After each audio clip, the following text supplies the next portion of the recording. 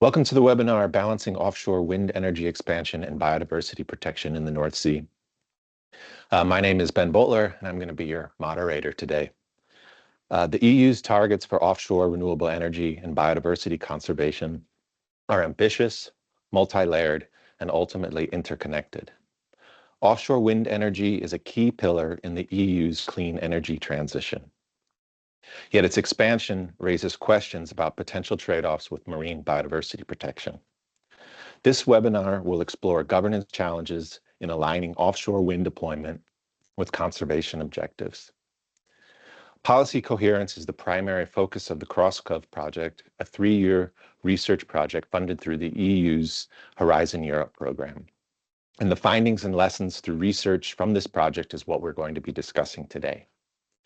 Today's focus is specifically on the North Sea, sometimes referred to as Europe's green power plant for the future. And 9 countries, including the Netherlands, Germany, and Norway, signed the Ostend Declaration to boost offshore wind energy production to 120 gigawatts by 2030 and 300 by 2050, which potentially conflicts with the goal to protect 30% of marine and coastal ecosystems by 2030. Moreover, the last OSPAR Quality Status Report highlights the poor state of the North Sea, which emphasizes the need to carefully balance offshore wind energy production with biodiversity conservation. Through expert insights and case study examples, the panelists today will discuss the current policy landscape, highlight conflicts and synergies, and identify opportunities to enhance coherence between climate and biodiversity goals. Today, we will hear from 3 experts who are members of the CrossGov research team. Christian Passarello from the Research Institute for Sustainability in Potsdam, Germany, speaking about Germany. Nikolaos Giannopoulos from Utrecht University, focusing on the Netherlands. And Maaike Knoll-Knofman from the Norwegian Institute for Water Research, NIVA, who will be covering Norway. So we're going to first start with presentations on each of the countries before going into some questions. First, we're going to hear from Christian Passarello, who will be speaking about Germany. Over to you, Christian.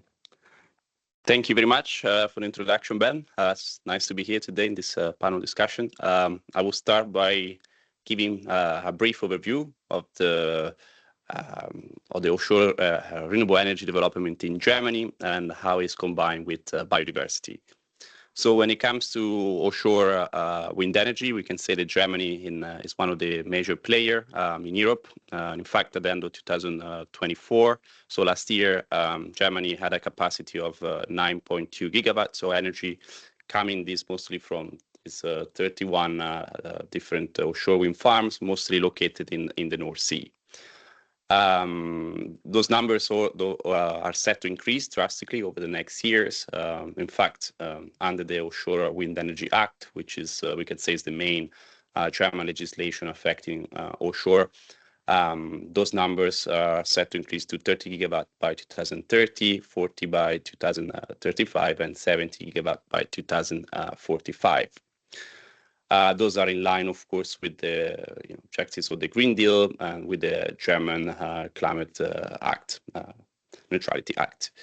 At the same time, Germany must also meet the biodiversity goals under, for example, the EU Biodiversity Strategy for 2030 and protect 30% of its marine environment, of which 10% strictly protected. This means that Germany has to basically plan its marine environment quite effectively in order to be able to reach both kind of targets. In recent years, there has been a strong increase in renewable energy, and in fact, just last year, Germany added increased its capacity by 0.7 gigawatts. However, this is not enough. In fact, in order to reach, for example, the target of 2030, Germany will need to add 3.5 gigawatt of energy each year. And this is about 5 times more than what was added last year. So finally, in terms of driver, we can say that this is mostly driven by the need to ensure energy security and meet climate goals. Next slide, please. Okay. Here is mostly just to give you an overview of the main policy framework for energy and marine biodiversity. As I mentioned before, we have the Offshore Wind Energy Act, which is the main legislations in Germany for offshore wind development. And beside the previously mentioned targets, he also introduced the site development plan, which is basically a tool using MSP to allocate basically areas for offshore wind development. Also acceleration areas, which are areas that have been previously assessed, and the permitting process are kind of faster, and environmental assessment are simplified. For example, there is no need to conduct an environmental impact assessment on offshore between those areas. He also gives offshore wind project the status of overriding public interest, which means that they take priority. Offshore project would take priority when compared against other uses in the planning and approval processes. Then we have the Renewable Energy Directive, which set the overall EU targets to achieve 42.5% of energy coming from renewable sources, and introduce some of the provisions that I just mentioned, which have been transposed between the Offshore Wind Energy Act, but the overall RED-free transposition at the moment is still pending in Germany. So we can go to the biodiversity legislations in Germany. In this context, we have the Federal Nature Conservation Act and the Water Resources Act. Those two legislation mostly transpose the Birds and Habitat Directive and the Marine Strategy Framework Directive. Overall, they try to aim to protect species and habitat and achieve the good environmental status of German water. But of course, there is tensions. In fact, at the end, Germany has to achieve, on one hand, the biodiversity targets, and on the other hand, the renewable energy targets. And it seems, through our case study interviews that we conducted and such, that renewable energy targets often have more of a political priority over biodiversity ones. So next slide. Exactly. Here, this map shows basically the current 2021 German Marine Special Plan for the North Sea Exclusive Economic Zone. It replaced the previous MSP from 2009, and mostly compared to the previous slides, we can see here two main changes. It allocates all the space to different uses without leaving much free space available. So all this exclusive economic zone space in Germany has been allocated to different uses, and also includes co-use of space among different uses. So more than one activity can actually take place between the same area. The renewable plan also includes the space allocated to both offshore wind energy and nature protection. However, as I mentioned, this is not exclusive. Mostly it's not exclusive, and means that they can overlap with other uses. So we can look at this map. We can see how crowded the North Sea is becoming, or will become in the future. Then we have here the last slides, briefly to go through the Marine Spatial Planning and Strategic Environmental Assessment. German Marine Spatial Plan, MSP, is mostly led by the BSH, which is the Federal Maritime Hydrographic Agency in Germany, which also conducts the strategic environmental assessments and the site development plans. The strategic environmental assessment are mostly carried out at the basin level for North Sea or for the Baltic Sea, for example, early in the process, and they are supported by the Agency for Nature Conservation, the BFN, which provides input specifically on biodiversity aspects. However, through the review that we did conduct and such, we can see that the strategic environmental assessment are mostly criticized for not correctly assessing cumulative impacts in a way, and for not applying sensitive mapping correctly, which is basically a tool that helps identify sensitive habitats early in the planning process. And this is quite important if we look at how many offshore are planned to be built, and and there's high targets for renewable energy. Then when it comes to the project level, each offshore wind farm has to go through an environmental impact assessment. This is done at a site level for each offshore wind farm. However, and this is basically they're conducted by the developers, which submit those to the BSH for approval.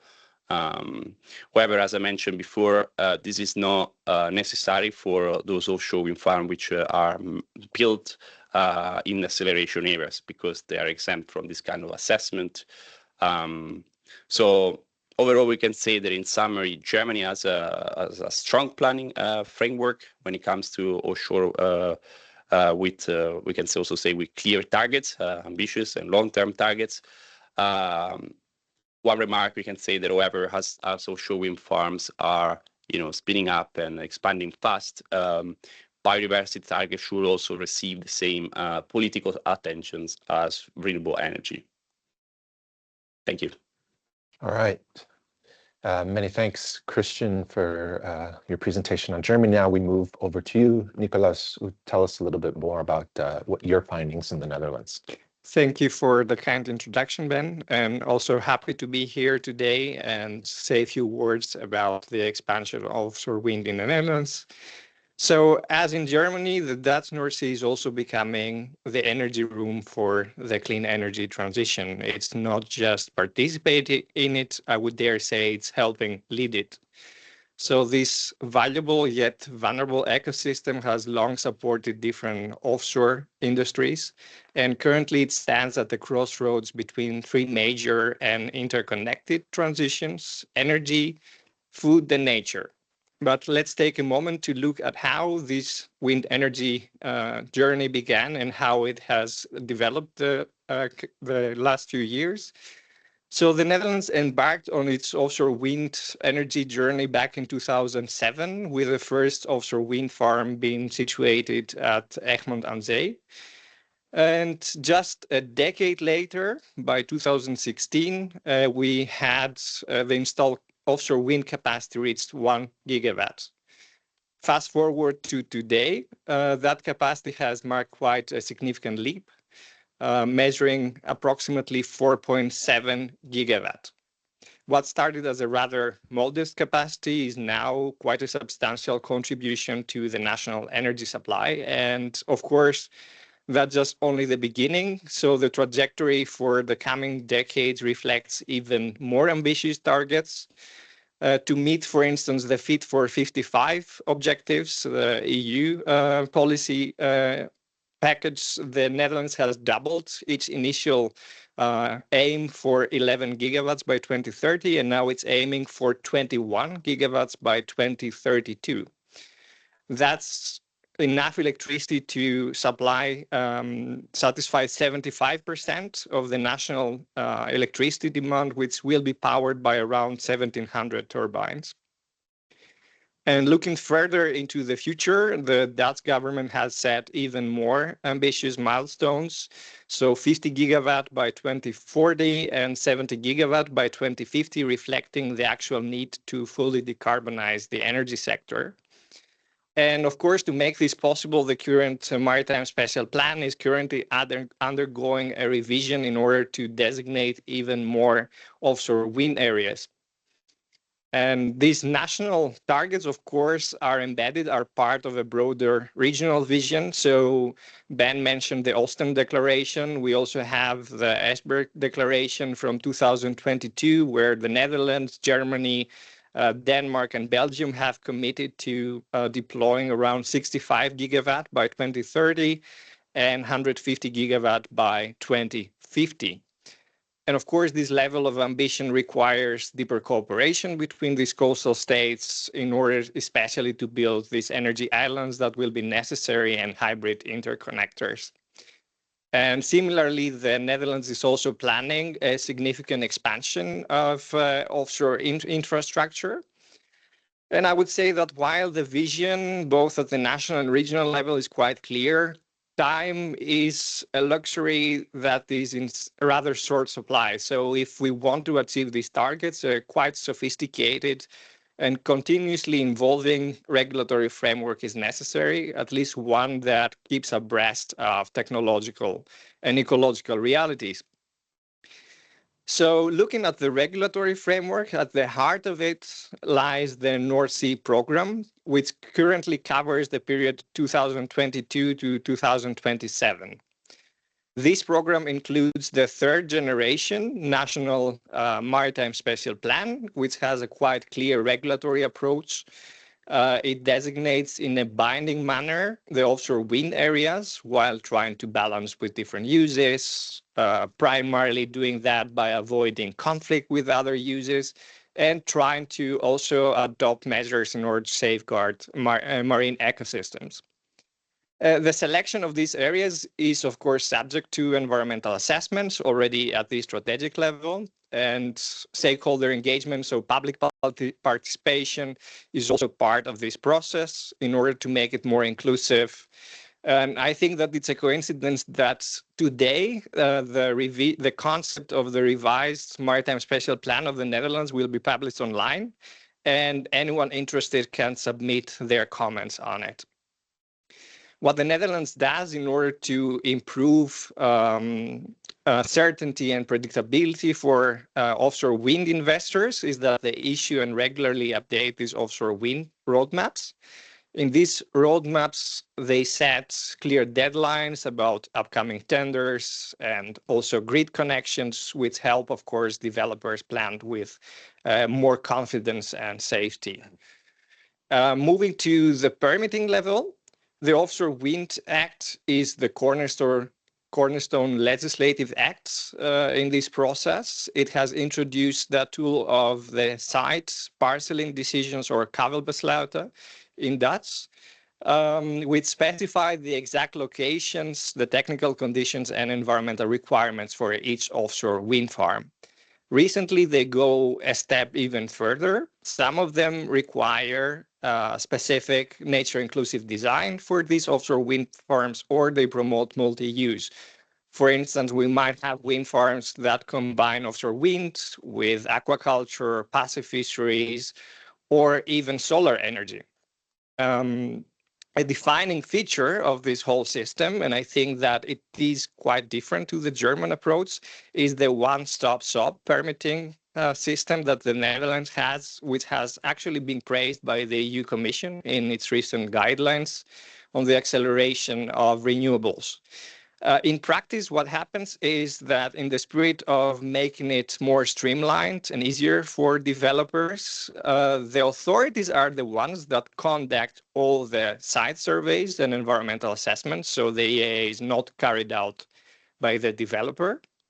And that reduces actually a lot the upfront costs for developers and also minimizes the risks, which means that they can easier secure financing for these projects.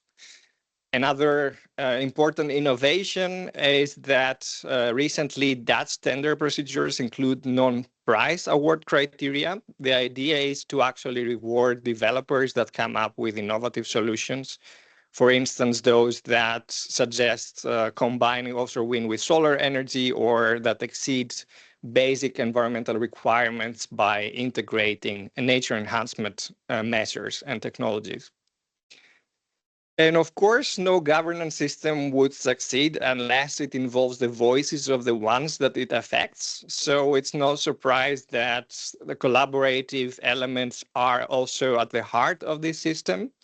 An example is the North Sea Agreement of 2020, where the government, the industry, NGO, stakeholders from the fisheries have come up with binding commitments for the expansion of offshore wind.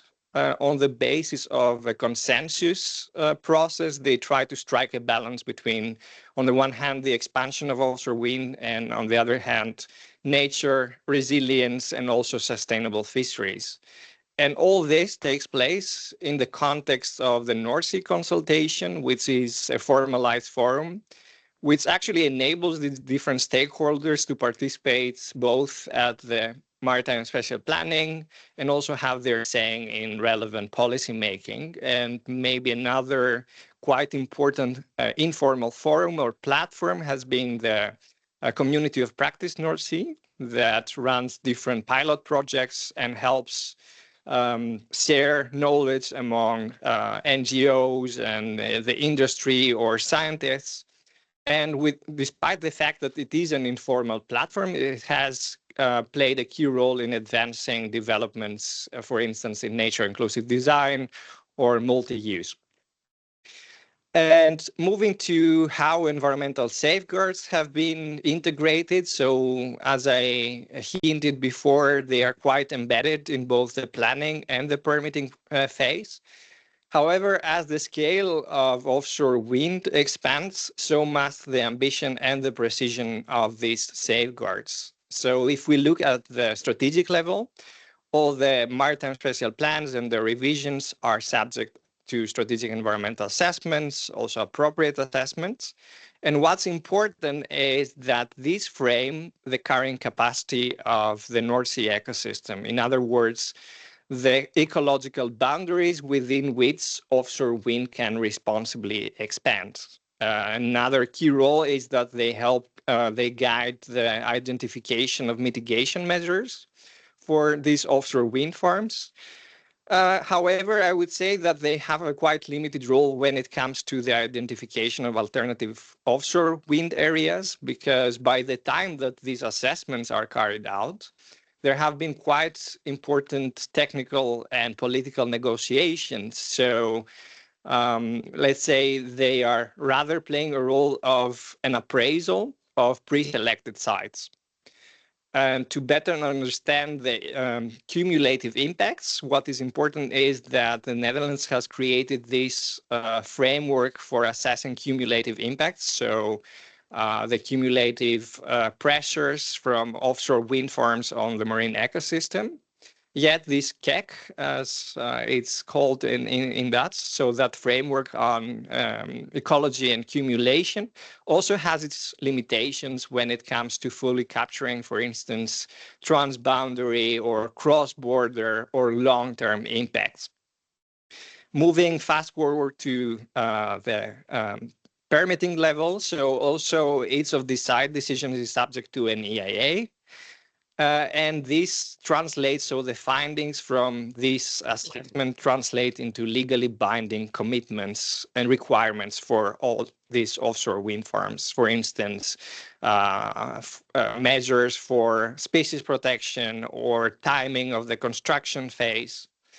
And even beyond that, so beyond the minimum mitigation measures, the Netherlands is also promoting or encouraging nature restoration. For instance, I mentioned through using this non-price award criteria, which gives developers that come up with these kind of innovative solutions a competitive advantage or an edge in these tender procedures.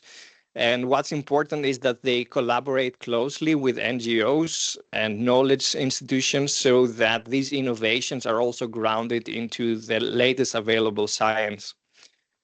Adaptive management, I would say, is another very important element. The example of the start-stop process in the Netherlands that allows the government to require offshore wind farms to start or slow down in periods of big bird migration.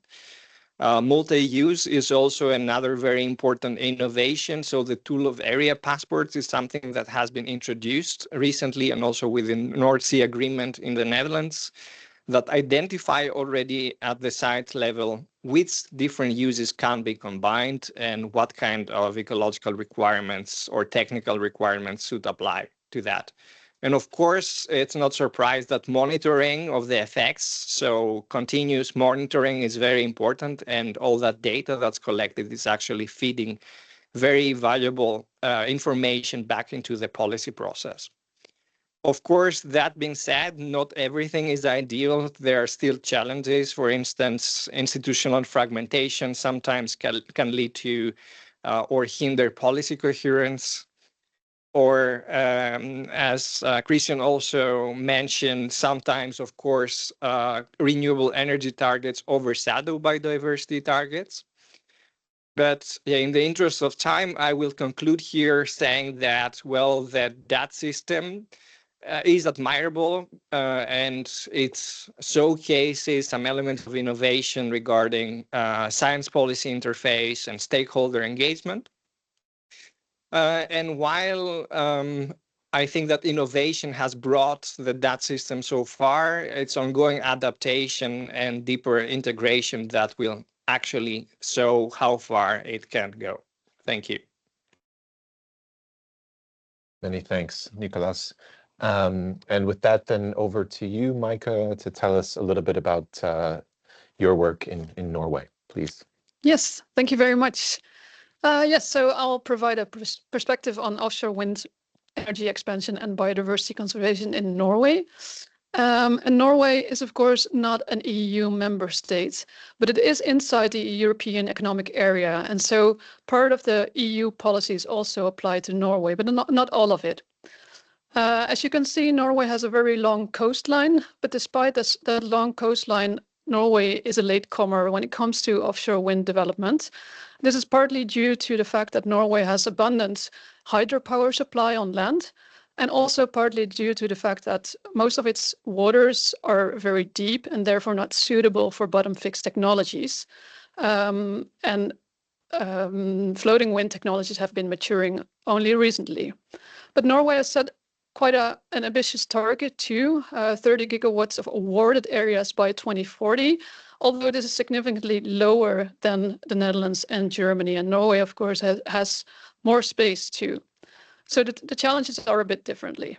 Currently installed is there's one floating offshore wind farm consisting of 11 turbines, floating turbines that electrify a number of oil and gas platforms.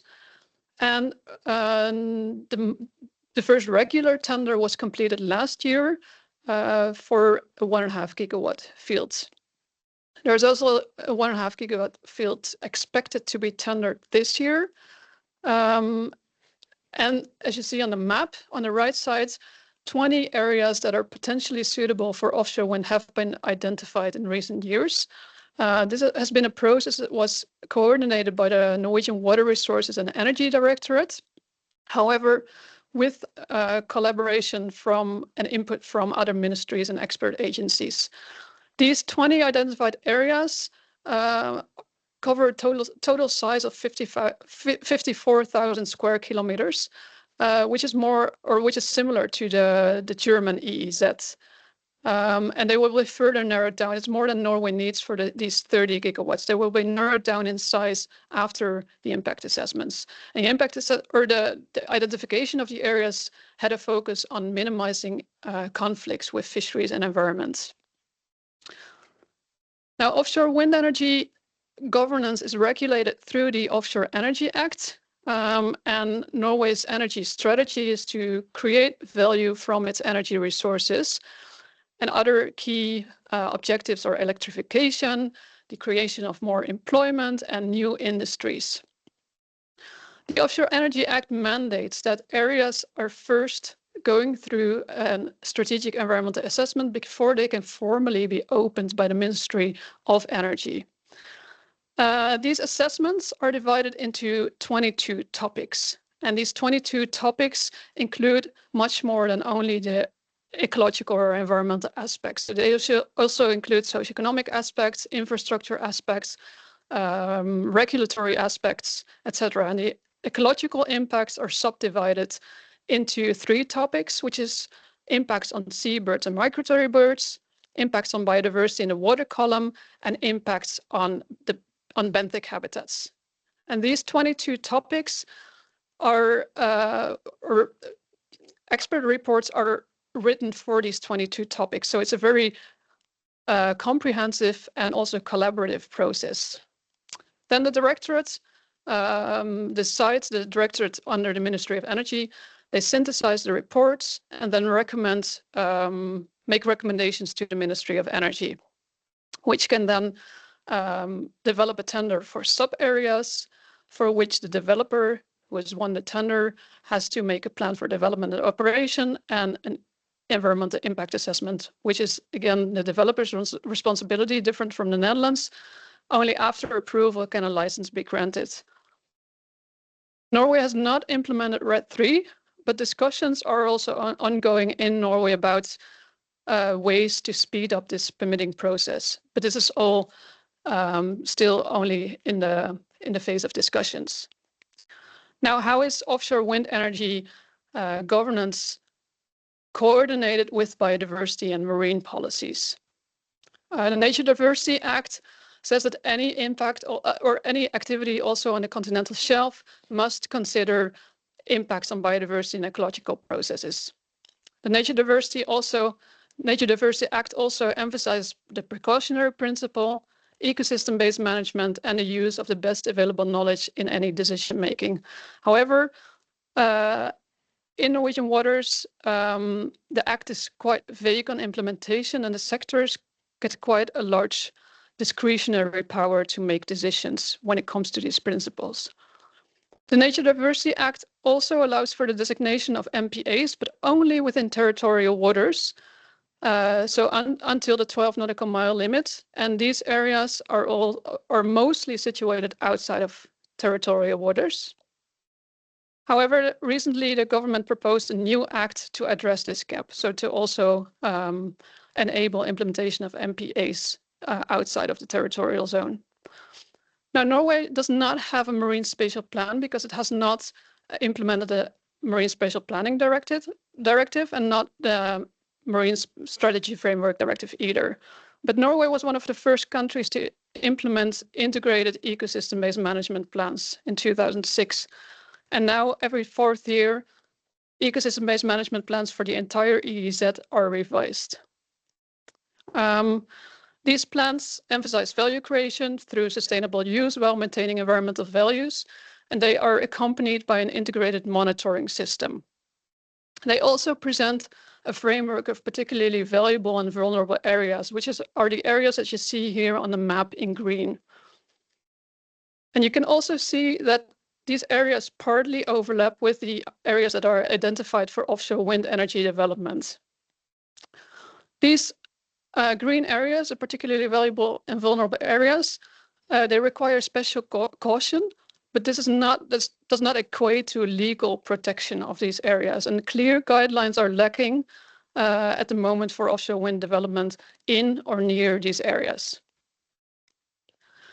So for Norway to improve policy coherence, there are several key points that I could make. For the first, the integrated management plans that I introduced for the Norwegian context, they are seen as a strength in ocean governance in Norway. They offer a comprehensive knowledge base for sector governance, but at the same time, they could have a stronger coordinating function with sector governance. For example, as I mentioned, by developing clearer guidelines for activities in or near particularly valuable and vulnerable areas. Secondly, the strategic environmental assessments are a potentially powerful tool in the Norwegian process.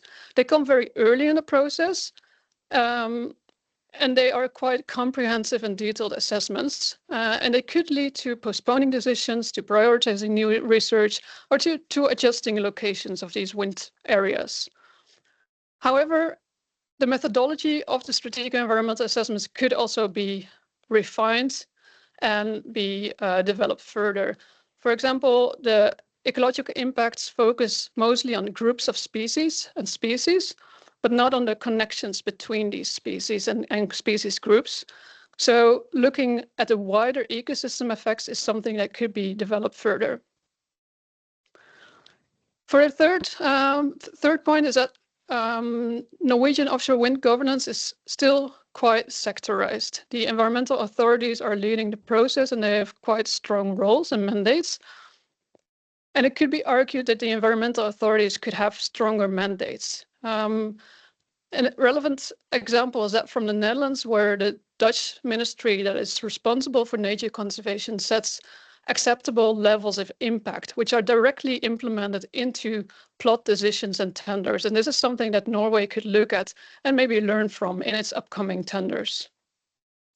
And finally, I wanted to mention again that Norway currently lacks a framework for marine protection outside of the territorial waters, but an act has been proposed, and it will be interesting to follow its implementation and how it will further guide offshore wind energy development. So To conclude, important steps have been taken, but there is potential for more coherence in the Norwegian context between energy and biodiversity objectives.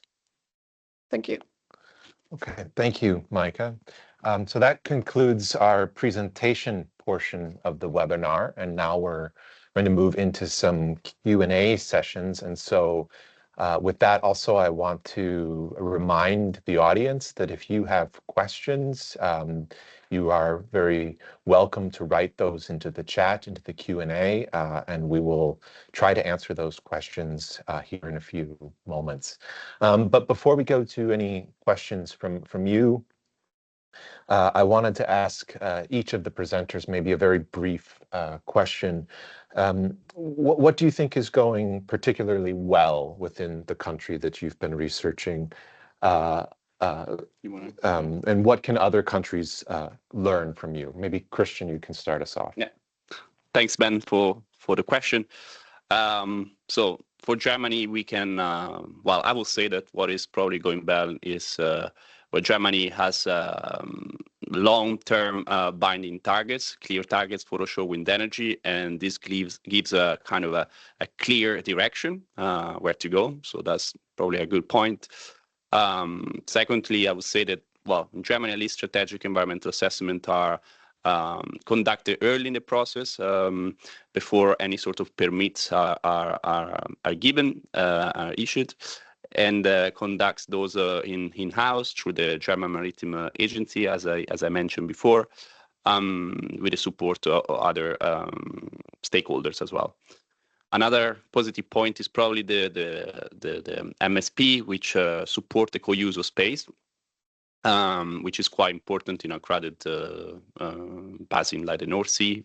And moreover, compared to the previous MSP from 2009, we can say that the 2021 MSP also allocates more space to both offshore wind energy, an additional 16% of the total area, and also to nature conservation. So this is probably a positive aspect that I would say. Another one would be probably on stakeholder engagement, which is quite relatively strong in Germany. In fact, the BSH runs those formal and informal consultations on MSP, but also on the site development plan and the strategic environmental assessment. And in report that it publishes, you can also see the comments from stakeholders and how the BSH has been integrating those comments. So those, I would say, there are some positive aspects when we come to Germany. Thanks. Thanks, Christian. Maybe, Nikolaos, you could tell us about Netherlands? Yeah, thank you. So to avoid repeating the points from the presentation, I will try to just stick to highlight the four most important ones, maybe starting in the opposite from the stakeholder engagement. So indeed, the Netherlands also has a quite inclusive and transparent process, which actually creates a forum for ongoing dialogue. And that's, of course, important in the offshore wind governance because it helps prevent costly delays or improves the public acceptance of this offshore wind expansion. And therefore, it can also minimize the implementation costs. Secondly, a quite important element to highlight is that, of course, environmental considerations are embedded in the different steps of this process.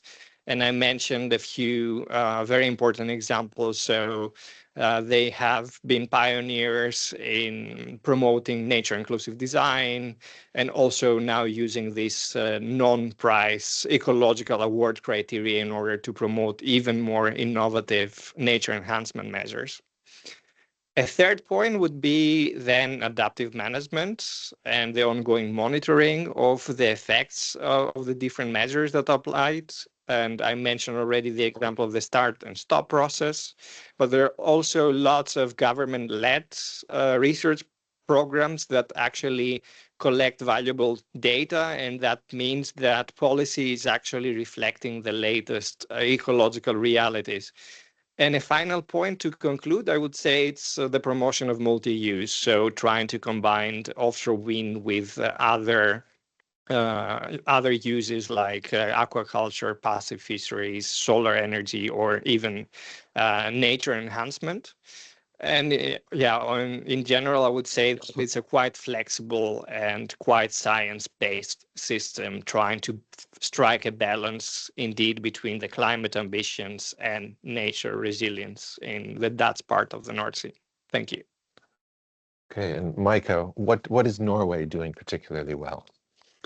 I think there are two things that I can mention. One is that Norway is, of course, now pioneering on developing floating offshore wind technologies.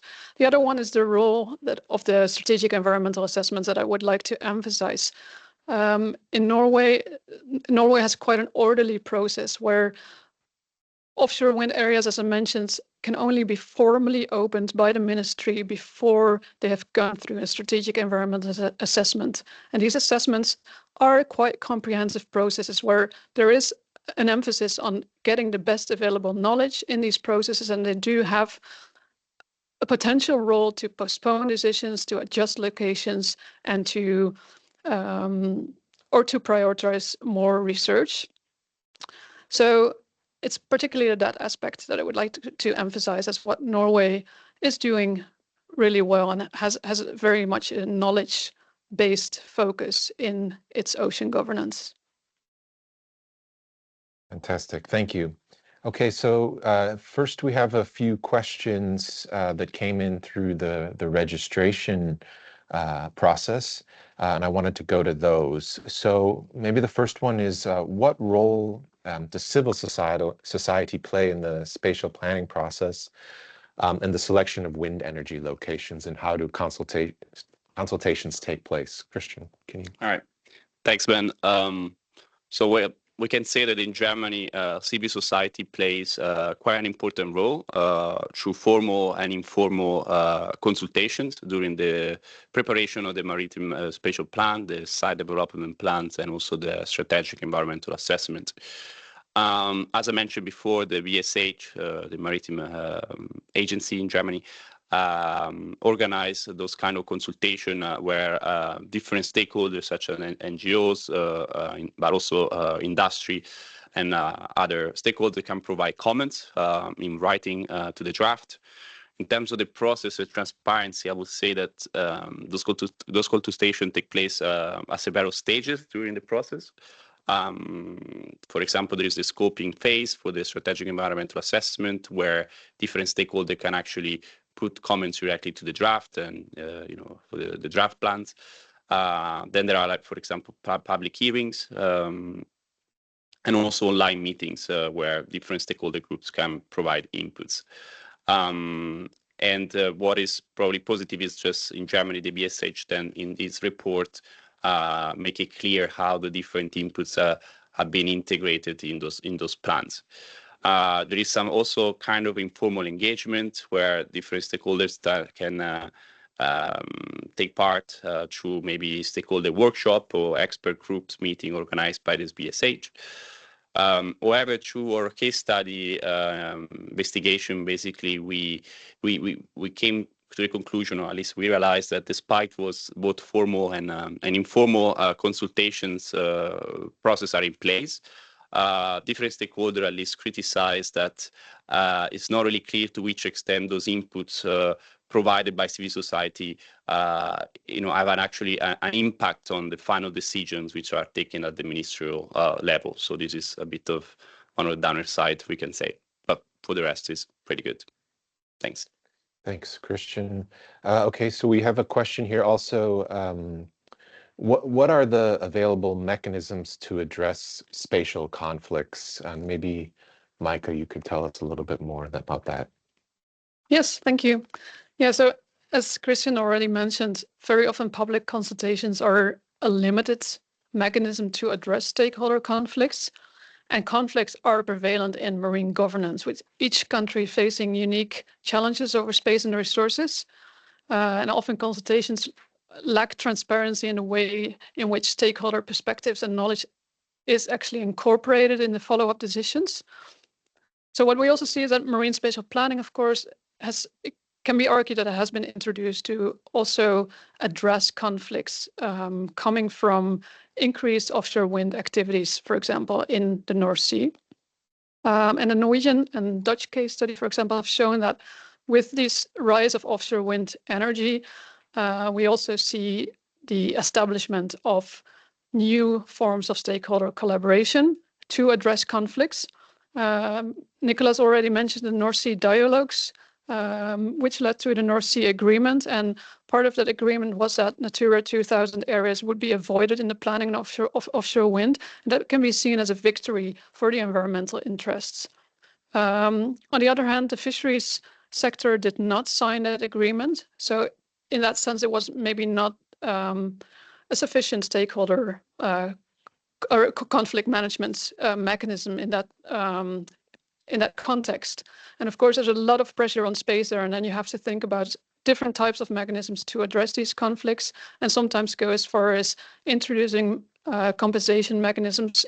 In the Netherlands, they introduce a transition fund for compensation and fleet adaptation. And also, as already mentioned, co-use is now introduced and is entering the discourse as a conflict management mechanism to see where, for example, passive fisheries can be allowed, or to what extent different kinds of fisheries can be allowed in or near wind farms. In Norway, where there is a bit more space, the different industries also came together in a new forum and introduced and agreed on a set of rules and principles, for example, to avoid important spawning and fisheries grounds.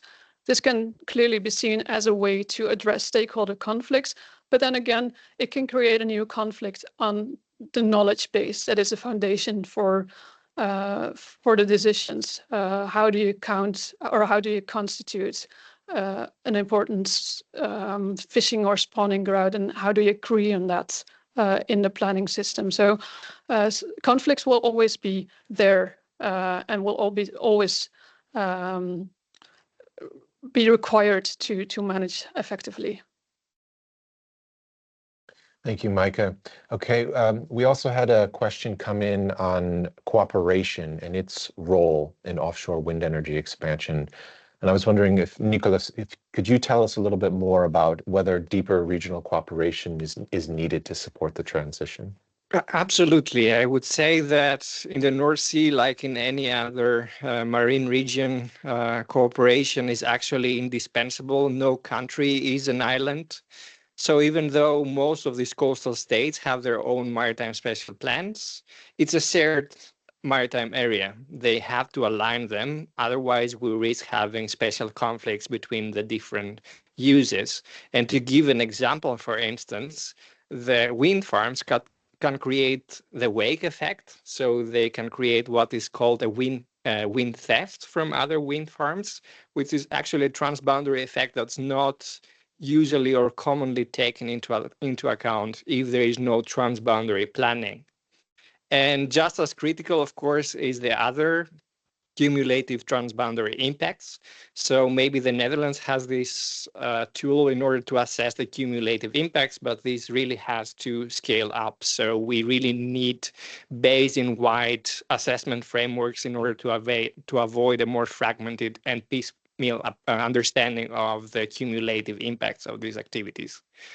Maybe adding to the complexity of things, because we are discussing about cooperation for energy islands, hybrid interconnectors, we need both technical and legal alignment. Otherwise, we risk important delays that can jeopardize reaching both the national and the EU objectives in terms of renewable energy.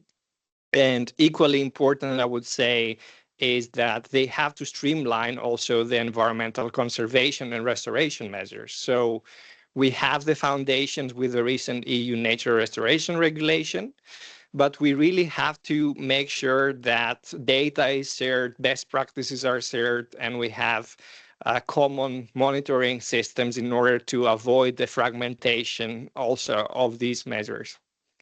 Gladly, there are, of course, some platforms already. So we have Offshore, we have the North Sea Energies Cooperation, and we also have the Great North Sea Basin Initiative, which showcases that we need deeper cooperation, not just among countries, but also among scientists, the industry, and other NGOs. And to wrap it up, I would say, this offshore wind expansion cannot only build on wind farms and cables. We need a common vision, we need common responsibility, and we need a shared understanding of what needs to happen. Thank you. Thanks, Nikolaos. Okay, so we're going to take a few questions from the Q&A. And I can already see we've had a number of questions come in, so I apologize, we won't be able to take all of them. We have about 10 minutes, so we'll try to answer a few quickly. The first is about the potential impact of RED 3, so the Directive on Biodiversity Conservation. And so maybe Christian, you could tell us a little bit more about what you think the impact will be. Yeah, thanks. Well, the RED 3 mostly, when consider its impact on biodiversity, I would say that the RED 3 mostly aims at speeding up, facilitating, speeding up renewable energy by facilitating and permitting processes, for example, with the introduction of acceleration areas. So it's not really focused on protecting biodiversity as a legislation, as a directive itself. It introduces those acceleration areas that I mentioned before in the presentation, and between those areas, for example, offshore wind farm plan in those areas, they don't need to go through species assessment or environmental impact assessments most of the time. And so basically, there is less assessment done within these regards. So I would say that when it comes to the RED, because it aims to speed up offshore wind energy and reduce this kind of assessment, it might technically increase the risk for biodiversity, as you reduce those kind of depth of assessment for offshore plan within those areas. Yeah, I will say it this way. Okay, thanks. Maybe we have another one here. I can give it to you, Nikolaos. It's on nature restoration, which you already mentioned. So is nature restoration integrated into the offshore wind development? You touched on this briefly. Yeah, I think that it is, and importantly, it's not just an add-on anymore. Of course, we have to understand that it's still very much work in progress, but the Dutch policy is making a shift from just mitigating the negative impacts towards creating positive biodiversity impacts, in a way trying to utilize wind farms as nature hubs or biodiversity hubs. And I think that it's an example what we find in the North Sea Agreement, where it says an offshore wind farm is never just an offshore wind farm. So it can be much more than that. It's being promoted as a catalyst for also positive biodiversity effects. In practical terms, what that means is that nowadays, usually we have lots of requirements for nature inclusive design. So either like artificial reefs or oyster banks that are combined, or nature positive installation procedures for these wind turbines. And of course, we have lots of initiatives that are quite important in that regards, like the Reach North Sea, or recently the enhancement project for the North Sea. Of course, on the other hand, I would say all these success stories have to be taken with a pinch of salt, because we still do not have a very clear picture about their cumulative effects and how much they will contribute to nature restoration. And of course, we have all these monitoring programs that gather information, but it will take time before a full picture emerges. So definitely we need much more international collaboration in that respect, and a flexible framework that reacts to the data that is gathered through these monitoring processes. Thank you. Thanks. Okay, so we had another question on ecosystem-based management and what is needed for ecosystem-based management of offshore wind energy. Maybe Micah, can you provide us a bit of a response on that? Yeah, thanks for that question. That's a tough one. Ecosystem-based management is, of course, known as a holistic management approach, science-based approach that It starts from the understanding of an ecosystem's functioning and productivity. And it has a couple of key principles. And that also requires that there is knowledge about that ecosystem, of course, which is limited in what we see now. Well, one of the key principles of ecosystem-based management would be interconnectedness.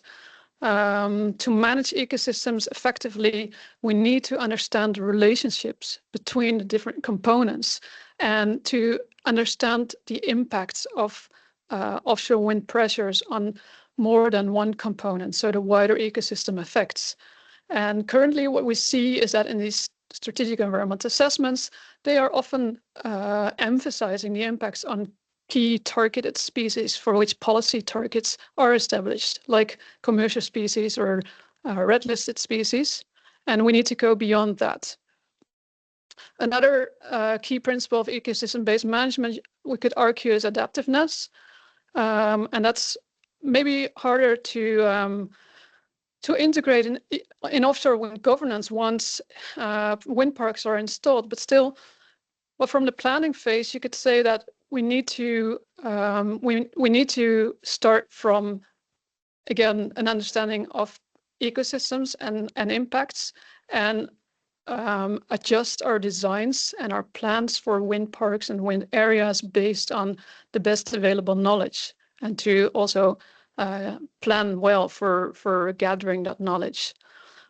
Once a wind park is established, ecosystem-based management would require continuous monitoring programs, and also monitoring programs that include policy actions or that can be translated into action when we see that we can respond to ecological changes or changes in the knowledge base, like, for example, the start-stop procedure that Nikolaos introduced in the Netherlands. And then, of course, as a final point for ecosystem-based management, a foundation for ecosystem-based management is that it considers cumulative impacts, and that should go beyond the impacts of offshore wind parks and multiple offshore wind parks. But ideally, of course, it should take into account the impacts of different activities in an area over time. And that is a big challenge that we see in these cases, both scientifically and politically. But there's work being done, and that is, I think, a final key principle that we need to take into account to consider the totality of impacts of offshore wind activities, planned activities, and other activities and pressures on the ecosystem. Okay, many thanks, Mike. Not an easy question at all, but I think you answered it very well. Maybe we have time for one last question to you, Nikolaos, on the role of multi-use, on area passports and multi-use, very briefly, and then I will wrap up if you don't mind. Okay, I will try to do it as briefly as possible. So, yeah, I mentioned that multi-use is actually expanding and is being promoted in order not only to make optimal use of the limited space in the North Sea, but also to make sure that the combination of different activities are actually fitting with the carrying capacity of the ecosystem. So what's important is already that at the permitting phase now, they draw this area passport, which is a map that indicates within which part of the wind farm what kind of activities can be combined. So that depends also on the sensitivities of the area or other qualities and conditions that would prioritize one combined use over the other. And of course, what was obvious also in our research, but also from interviews with stakeholders, is that that could be improved by bringing it a step back into the planning phase. So already at the maritime special planning phase, that we would know which uses can be combined in each of these offshore wind areas, so that we can also have a bird's eye view about the cumulative effects of multi-use within each and every offshore wind farm. And I think that's a very short version of the answer. Thank you. No, thank you very much for answering it so concisely. Yeah, and that brings our webinar almost to a close. So I want to thank all of our speakers for sharing their insights. but also to our audience for attending and engaging with us today. We hope you found the discussions valuable. Before wrapping up, I'd like to remind you all that there will be the final CrossGov webinar called Policy Coherence from Source to Sea, which is happening this Wednesday, the 14th, from 11 to 12 European time, and you can find a link to that register to register in the chat. We'd also like to ask you to provide your feedback on the webinar, on the topics covered, and the sessions being integrated into the online training course to disseminate CrossGov methodologies and findings. And with that, again, thank you very much. Have a great day.